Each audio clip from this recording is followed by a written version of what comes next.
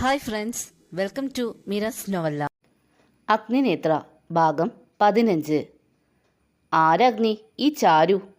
Doctor റൂമിൽ നിന്നും പുറത്തേക്കിറങ്ങിയതും കാശിയുടെ ചോദ്യം കേട്ടതും അഗ്നി മുന്നോട്ട് നടക്കാതെ നിന്ന് അവനെ തിരിഞ്ഞു നോക്കി. എന്തേ, ചോദിച്ചത് കേട്ടില്ലേ?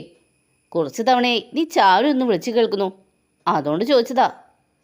ചാരുനേത്ര വിഘ്നേഷ്, അതാണ് അവളുടെ മുഴുവൻ പേര്. അവളുടെ പ്രൊഫൈലിൽ കണ്ടതാണ്. എല്ലാവരോടും അവൾ പക്ഷേ നേത്ര എന്നാണ് പറയുന്നത്. എൻ്റെ നാവിൽ എന്തുകൊണ്ടോ ചാരു എന്ന പേരാണ് കയറി വരുന്നത്. അറിയില്ല അതെന്തുകൊണ്ടാണെന്ന്. അതും പറഞ്ഞ് അഗ്നി മുന്നോട്ട് നടന്നു. ഓ, ആരും വിളിക്കാത്ത പേര് ഇവന് മാത്രം എവിടെ നിന്ന് കിട്ടി? ഈശ്വര, ആ പോയ കാട്ടുപോത്തിൻ്റെ നെഞ്ചിലേക്ക് ആ പെണ്ണിനെ കുടിയിരുത്തണേ. കാശി ആത്മാർത്ഥമായി പ്രാർത്ഥിച്ചു.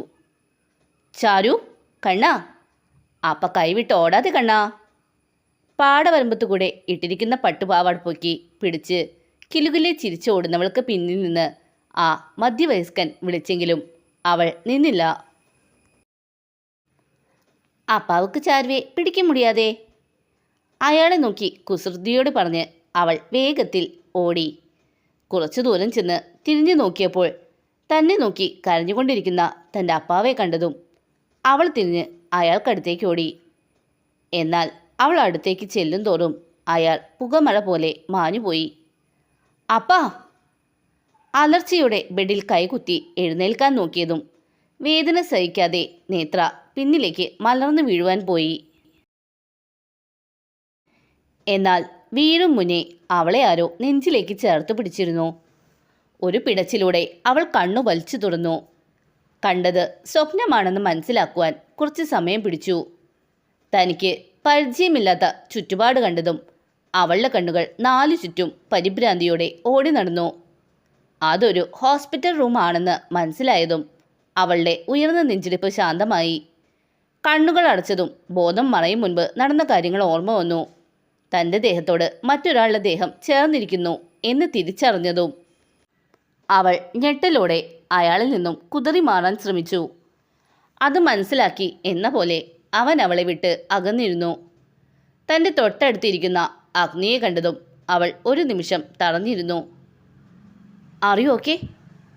നേത്രയുടെ നാവിൽ നിന്നും വീണ വാക്കുകൾ കേട്ട് അഗ്നി ആശ്ചര്യത്തോടെ അവളെ നോക്കി. ഇത്രയും നേരം ബോധം പോയി കിടന്നവൾ ബോധം വന്നതും സ്വന്തം ദേഹം വേദനിച്ചിട്ട് പോലും സ്വയം എന്തു പറ്റി എന്നറിയാൻ ശ്രമിക്കാതെ താൻ ഓക്കെയാണോ എന്ന് ചോദിക്കുന്നത്.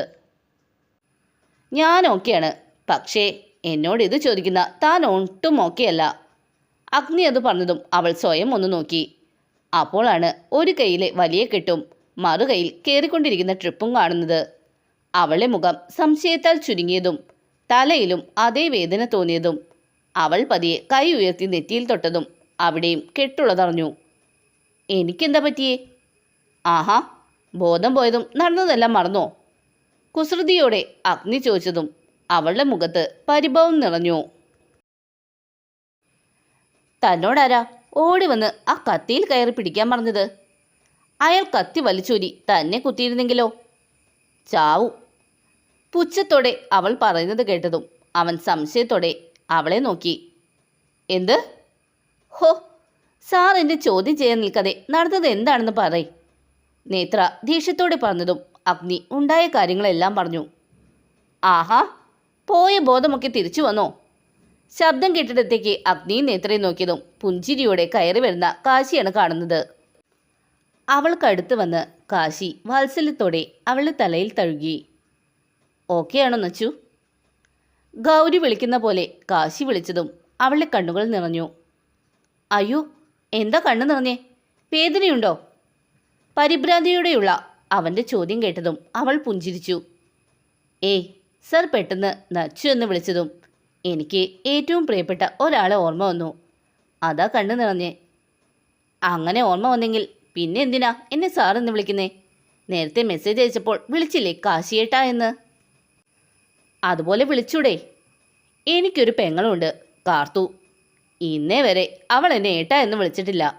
പൊട്ടൻ, കൊരങ്ങൻ, മാങ്ങാമോളൻ, ഇതൊക്കെയാണ് അവൾ എനിക്ക് ഇട്ടിരിക്കുന്ന പേര്.